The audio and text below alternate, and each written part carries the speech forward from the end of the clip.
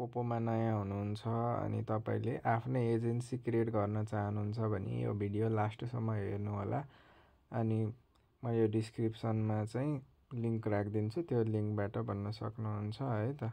अनि त्यसको लागि चाहिँ सुरुमा तपाईले आईडी कपी गर्नुपर्ने हुन्छ।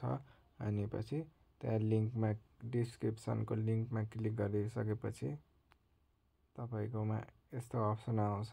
यस्तो अप्सन आएपछि चाहिँ तपाईले चाहिँ यहाँ तपाईको आईडी राख्ने अनि यहाँ गेट गर्ने। अनि तपाईले गेट गरिसकेपछि चाहिँ तपाईको यहाँ पोपोमा एउटा मेसेज आएको हुन्छ, someone invited you to become agent भनेर आएको हुन्छ। अनि 922777 922777 यसरी सबमिट गरियो। सबमिट गरिसकेपछि चाहिँ तपाईको चाहिँ अब फेरि पोपोमा जाने अनि तपाईले congratulation you have become an agent भनेर आएको हुन्छ। यो पीसी लगइन भने हुन्छ।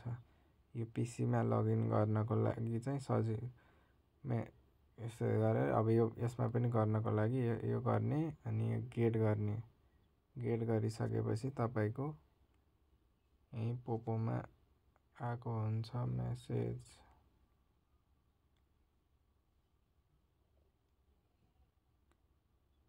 यसरी हेर्न मिल्छ 904538